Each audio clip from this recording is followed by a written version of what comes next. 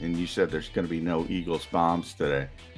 You're probably right, but I said, you know, improvised explosive device (IED). If Kevin Petullo or somebody gets a gig like that, it's a bigger Ian Cunningham. It's a bigger deal than people think it is.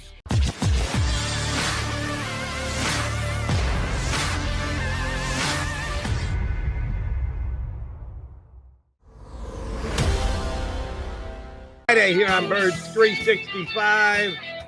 Yeah, we know the Eagles won't be playing, but that's all right. We're counting down the days to when the Eagles will be playing again.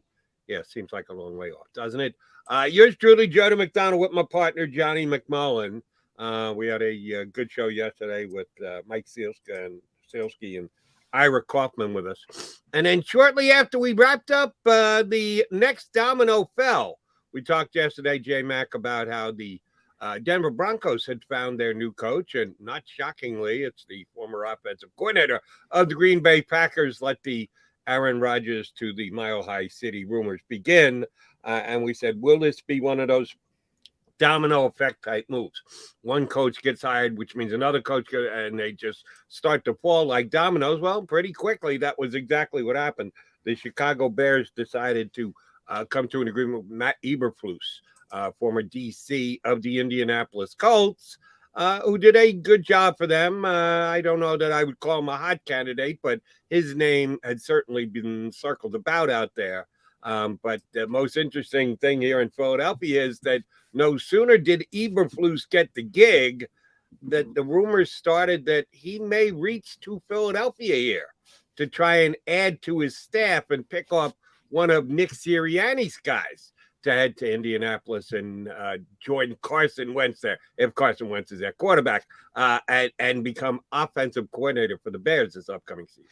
Yeah, it's going to be interesting, Jody, because obviously they were all together. Matt Eberflus, um, Nick Sirianni, Kevin Petullo, and there's Jason Michael, Jonathan Gannon, all together on that Indianapolis staff. So that's what you do generally. You bring in people and if Matt is offering that offensive coordinator job, it's something that Kevin Petullo would have to seriously consider.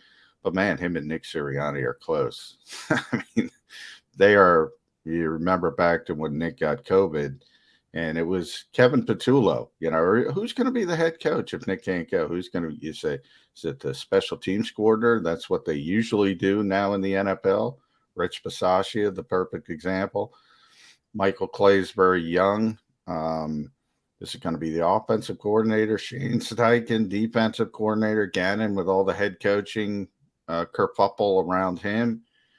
Nope, it's going to be Kevin Petullo, the passing game coordinator. And those two are really, really close. So it's going to be interesting because, you had texted me and I thought they changed the rule, and the NFL's like Larry King. They change rules like they change wives. So it's very difficult to keep up with things. In the past, if guys were under contract and Kevin's under contract, you could block them from so-called lateral moves. Now, fans don't understand that. Anything described as a lateral move in days past were basically anything but head coach. And John DeFilippo would be the perfect example of this. The Jets wanted to make him their offensive coordinator, was under contract. A number of years ago, the Eagles blocked him. It was not the greatest response from John, and was unhappy about it, understandably so, because, you're blocking people from advancing in their career. Can't do that anymore. 2020 is when the rule was changed. So, but then you have all these, and at the same time, Jody, people, they come up with inventive ways. And now the ways, and I've joked about it, are the titles. And this is probably why the titles started to come into play. Mm-hmm. Are you a Cheers fan, Jody? Back in the day, surely was. I don't watch it on. Not as many people watch it. It was a great show. I still watch The Odd Couple, even though it's 40 some odd years old. I see an odd couple episode on decades. Yeah. I stay for it. I don't do that with Cheers. But when it was on first run, I was as big a Cheers fan as anybody. Some people might remember there was an episode where Rebecca was running the bar, for those who know the show. And she couldn't get, everybody was angry and they wanted raises and they hadn't had raises for years. She didn't have the money to give them raises, so she gave them titles. And everybody was happy with their brand new, spanking new titles. And that's 2020, you could take it back. And this is when you saw the titles and the passing game coordinators and the run game coordinators and this and that. The assistant head coach became a little bit bigger a little bit before then. And you have all these titles and they're differentiated. Now you have defensive passing game coordinators, offensive passing game coordinators. So it'll be interesting to see what the Eagles try to say, if they want to keep Kevin Patullo, and I assume they do want to keep Kevin Patullo. But the bottom line is they're really good friends, as I said. And I don't think Nick Sirianni would want to prevent Kevin Patullo from advancing in his career at the end of the day. So ultimately, if Matt Eberflus wants to make him the OC, I think he's going to be the OC in Chicago. Yeah, let me ask you about those titles. Is there even a quasi-accepted list coming from top to bottom as to the lowest possible coaching spot on a team as compared to head coach? Then you would go coordinator, offense, defense, special teams, and then positionally, where does game coordinator fit into the mix?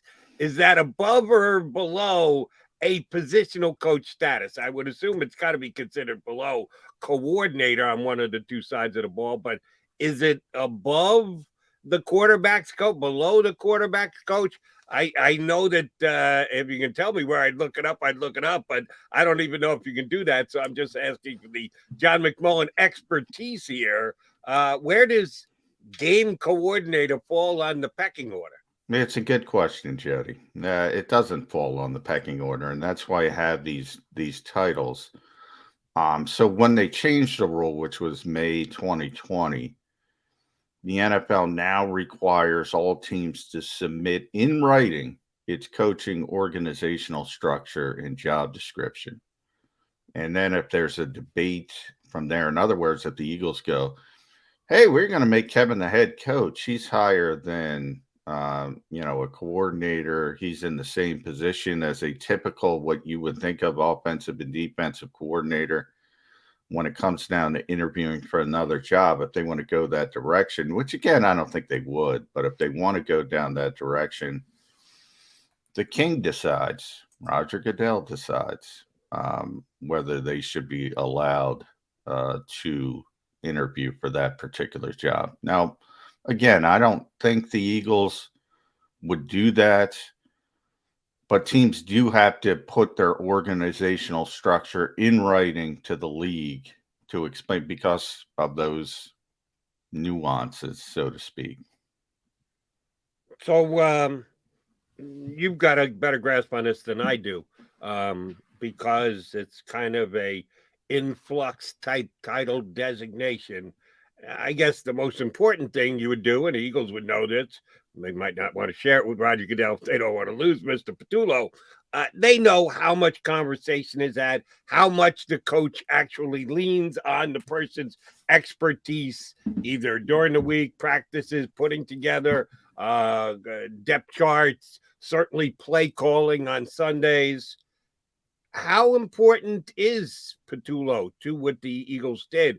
We know Sirianni likes him, Sirianni respects him, but how much hands-on effect did he have with the Eagles for 17 games this year?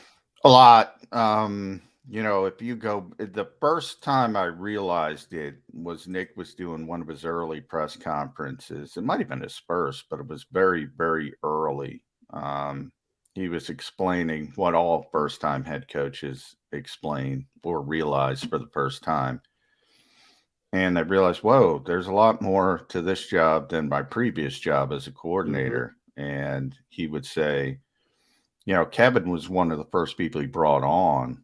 He essentially, brought him in with when he got hired, and he explained in that press conference, if I had to do media, if I had to do interviews, if I had to do organizational structure meetings, if I had to do something, I'd say, "Hey, Kevin, call this guy. Hey, Kevin, call this guy," trying to put together his coaching staff. Um, get in touch because he didn't have the time. Like he's been his right hand man since the day he walked in the building. Um, so a lot, they're very, very close. And then I think the next logical answer is why didn't he make him the offensive coordinator? Thank you for reading my mind yeah, and answering my next question before I asked it. because I think his job is bigger um, than just running the offensive meetings. So it is a little bit of a strange thing, and that sort of borne out when he did get COVID, and everybody was trying to speculate who was going to be the head coach, and nobody was, Kevin Patullo wasn't on the top of everybody's mind, and there we are. Kevin's going to do the job, which I think kind of explains he's got a more all-encompassing job than a typical coordinator is how I would describe it. And there's a lot of administrative tasks, which again people don't care about, people don't think about, but it's part of the whole thing. It's part of the whole process. When you're a head coach, it's arguably a bigger part of the process than the X's and O's. So when you're involved with setting up schedules or logistical things or practice or how are we going to do this, how are we going to do that, it's pretty important. But when you're a young coach, Kevin's 40, um, you have ambition, and he knows, well, the easiest way to get a head coaching job, you could sit somebody down and explain all this nuance, but they're not in Philadelphia. They don't understand it. If you're an offensive coordinator or a defensive coordinator, they understand it. You're on the radar. And then if you want to flesh this out even further and he gets the job, you have a young quarterback with a lot of talent who struggled as a rookie. And if he turns it on in year 2 and you're the coordinator, who do you think's getting credit for that? I mean, he could be on head coaching list next year if he takes this job and Justin Fields improves to a significant degree. That's how quickly it could happen. So if he gets offered the job, it would be really, really difficult to turn it down. All right, time for, you know what time it is for, John? One of Jody Mack's favorite things. What is that? Hypothetical time. Hypothetical. We should get like a All bell. Let Xander, can we get some kind of bell for you? You mentioned how when DeFilippo was the quarterback coach, the Jets wanted him as offensive coordinator. The Eagles said, "Yeah, no." So the NFL has its hierarchy of what jobs line up in what position and whether it is a quote unquote lateral move or not. And you seem to agree that this would not be, and the Eagles couldn't essentially block it if they wanted to. What they could do if they were desperate not to lose Kevin Patullo, and I don't know this is the case. You explained very well what he did for the Eagles and his relationship with Nick Sirianni, but I'm not sure how Jeff Lurie and Howie Roseman feel about the invaluability of Kevin Patullo. If the NFL came in and said, sorry, if somebody's going to offer them their OC job, you can't stop it from happening. Would the Eagles even consider making him their offensive coordinator and moving off a guy like Shane Steichen if they were desperate to not lose Patullo? If Sirianni walked in, and we think that Sirianni's got a real good relationship with Steichen as well, but if he has to make a choice between the two, if Lurie asks, listen, we can only block one of you guys, so if you want to keep Patullo, we got to make him the OC. Would the Eagles think about doing something like that? How do you think Sirianni would handle it? No, I don't think he would touch Shane. I think he was very happy with Shane Steichen, the way things worked out. Maybe the media isn't because he doesn't answer questions the best, but I think Nick is very happy with him. Um, yeah, it's difficult. I go all the way back. I always talk about the 1999 Eagles coaching staff, Andy Reid's first coaching staff, because I mean, if you look back, it's one of the greatest staffs of all time. When guys who became head coaches, Brad Childress started with him, um, David Culley, who just obviously was one and done, but forever will have that tag on his resume now. Pat Shermer, um, Ron Rivera, Leslie Frazier, Spags was on that staff. John Harbaugh was on that staff. Sean McDermott was on that staff. Um, and that doesn't even bring in the coordinators. Jim Johnson, who didn't want a head coaching job, could have had one. And Rod Dowhauer, who had been a head coach before he came to Philadelphia. I mean, that's what they call deep. Yeah. Now, the thing is, if you go, and Andy was here for a long time, but you could argue, towards the end, and I think it's more shelf life, but still, when you lose good coaches and you got to replace them, it gets a little bit worse. It's like making a copy on a copy machine. You replicate it, gets a little bit worse each time, a little bit worse. You're going to bring in a special teams coach as good as John Harbaugh. Good luck. Yeah, Ron Rivera, Les Frazier, some of those defensive coaches, Spags. I mean, it is what it is. So you think you're going to have a little bit of time together, and already this coaching staff is potentially getting plucked of two key members, and we'll see. Houston's gone really, really quiet past couple days. I thought Jonathan was going to get that job. We'll see. And Kevin Patullo leaves, and who knows? Then they might start taking guys. Nick joked when he was asked about losing Jonathan. What's your rule about taking assistants? And he said, "Don't take them." And he smiled. But hey, guess what? Nick Sirianni got it. Who he took? Kevin Patullo. He took Jonathan Gannon. He took Jason Michael. You're usually going to take one or two, maybe lower on the totem pole guys, but you could see it. If things go in that direction. Now there's talk that Ian Cunningham would go to the Bears in the front office as well. Yeah, it's bigger than we were talking before the show started, and you said there's going to be no Eagles bombs today. You're probably right, but I said, improvised explosive device IED. If Kevin Patullo or somebody gets a gig like that, it's a bigger Ian Cunningham. It's a bigger deal than people think it is. And I'm not disagreeing. I just don't think anything's going to happen today. Maybe over the weekend. And the alternative, you talked about, you don't want to lose guys, and then you have to replace guys, and it's not as easy as people think it is. I agree with everything you said. Here's the alternative. Nobody touches your staff. Yeah, and they all know what? Yeah, that's not a good sign. If nobody wants any of the guys you have on your staff, when the league is changing and we got up to 9 different coaching openings, which means 9 new staff, which means a whole bunch of guys need to fill in new places. If nobody wants any of your guys, that's not a good sign. No, you want at least inquiries and interest that if you can do your thing and you can keep them in place, that's good.